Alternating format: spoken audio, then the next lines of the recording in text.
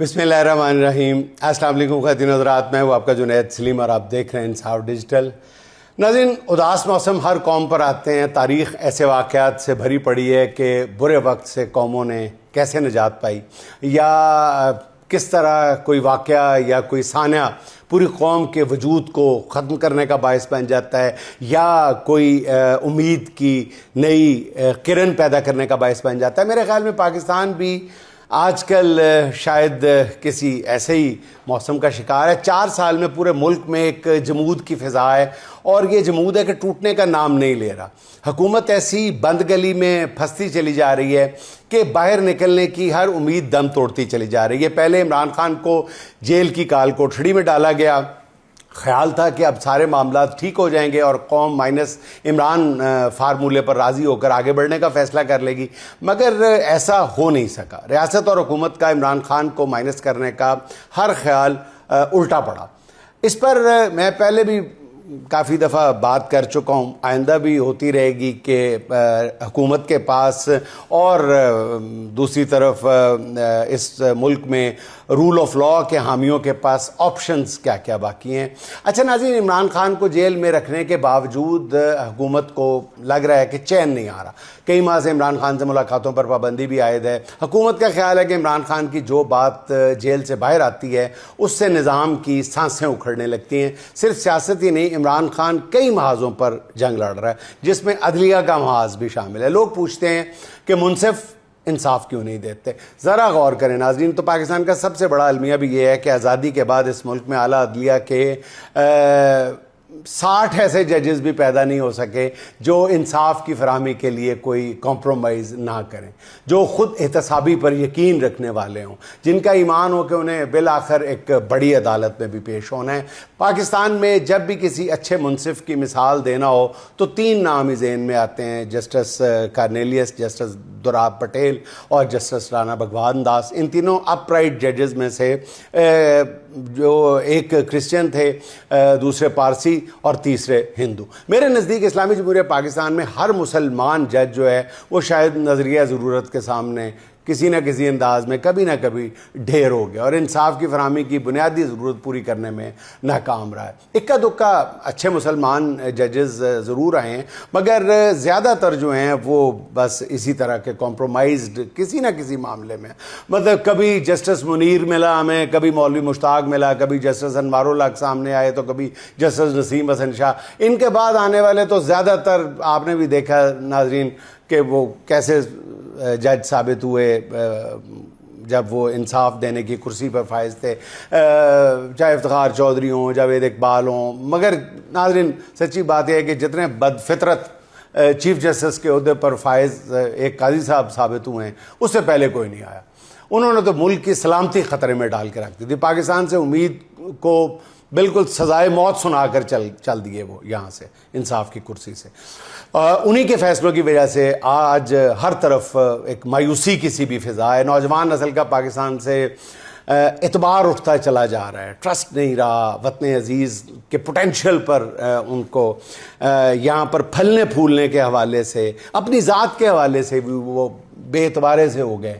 اچھا ناظرین، speaker Punjab assembly Malik Ahmad Khan کے اپنی صوبائی حکومت سے اختلافات کی خبریں گزشتہ 1 ہفتے سے تواتر کے ساتھ آ رہی ہیں۔ اب بتایا جا رہا ہے کہ اسپیکر ملک احمد خان کی وزیر اعلیٰ مریم نواز سے ملاقات ہو گئی ہے، جس میں تمام معاملات طے پا گئے ہیں۔ اسپیکر کے تمام تحفظات دور کر دیے گئے ہیں۔ ڈی پی او قصور کے معاملے پر اسپیکر ملک احمد خان کی منشا کے مطابق معاملہ حل کرنے کی میڈم وزیر اعلیٰ نے یقین دہانی کرا دی ہے۔ اسپیکر کو یہ یقین دہانی بھی کرائی گئی ہے کہ متنازعہ بل جو ہے اب نظر ثانی کے بعد ہی دوبارہ اسمبلی کے سامنے پیش کیا جائے گا۔ یہاں تک تو تھی خبر جو اخبارات میں بھی شائع ہو چکی ہے۔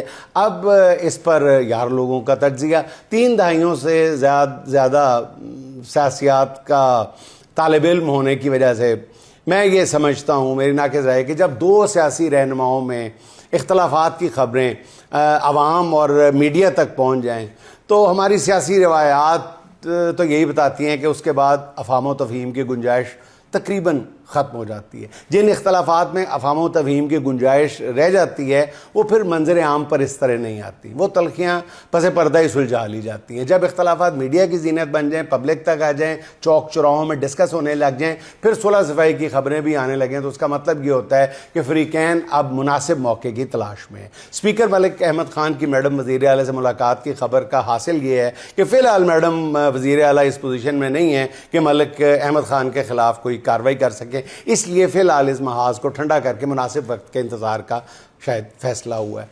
پھر جب کسی کا نام وزیر اعلیٰ کے عہدے کے لیے لیا جانے لگے, ایسا حریف موروثی پارٹیوں میں عام طور پر برداشت نہیں ہوتا.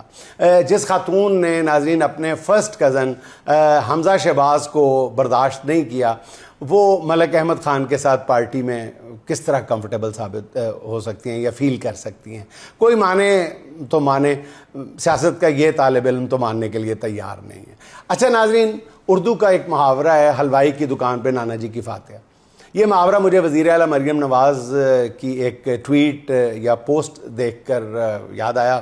وزیر اعلیٰ صاحبہ نے گجرانوالہ کے نواحی قصبے ایمن آباد بازار کی تزئین و آرائش کی ویڈیو شیئر کی, جس کے اوپر شاید یہ کیپشن ہے کہ کوئی سوچ سکتا تھا کہ گجرانوالہ کبھی ایسا بھی دکھائی دے گا. اس پوسٹ پر حاشیہ برداروں نے واہ واہ کے نعرے لگا کر ماحول گرما دیا, ماحول بنا دیا. اس دوران اسی بازار کے ایک دکاندار نے میڈم وزیر اعلیٰ کی پوسٹ کو ری پوسٹ کر کے اس پہ لکھ دیا کہ اس بازار کی تزئین و آرائش کے لیے ہر دکاندار نے 60,000 روپے فی کس دی ہیں.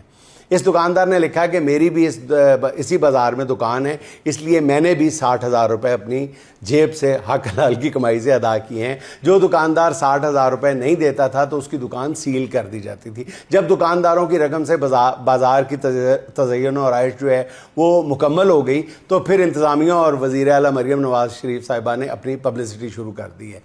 اس ایک ٹویٹ اور جوابی ٹویٹ میں نون لیگی سرکار کا نظریہ حکومت پورا آپ کو نظر آتا ہے کہ عوام کے کیے کرائے پر کس طرح یہ حکمران جو ہے وہ اپنی تصویریں لگا رہے ہیں. حکومت کا سارا کام شاید اسی طرح ہی چل رہا ہے.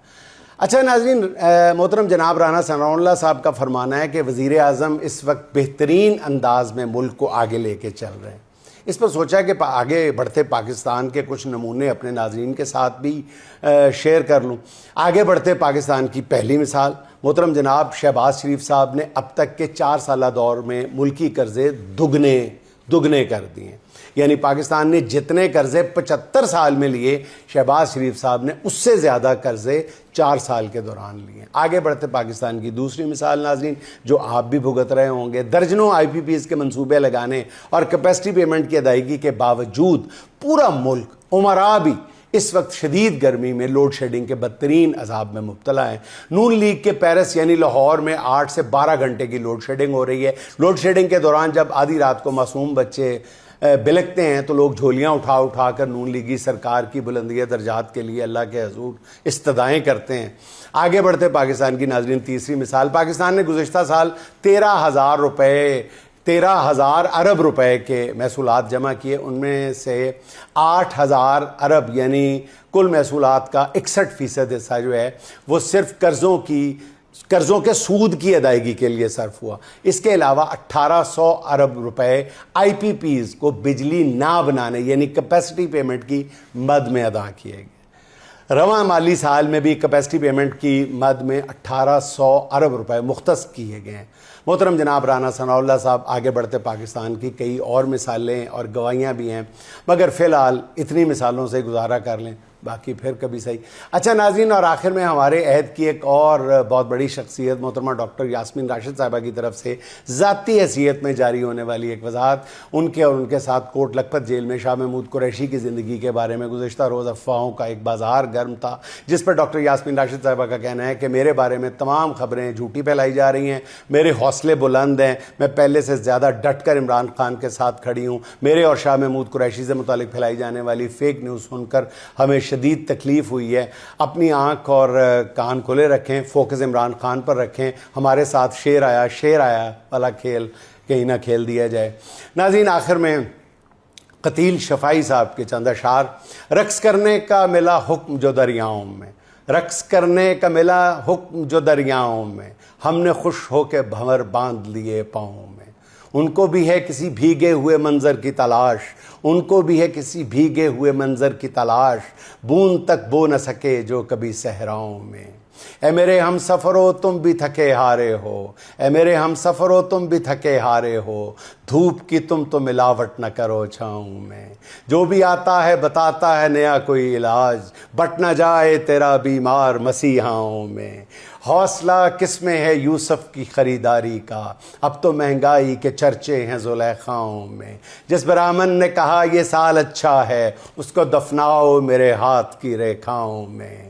ہم کو آپس میں محبت نہیں کرنے دیتے، ہم کو آپس میں محبت نہیں کرنے دیتے، ایک یہی عیب ہے اس شہر کے داناؤں میں، ایک یہی عیب ہے اس شہر کے داناؤں میں۔ ناظرین خوش رہیں، خوش رکھیں، آپ سے ملاقات ہوگی انشاءاللہ اگلے ولاگ میں۔ اللہ حافظ۔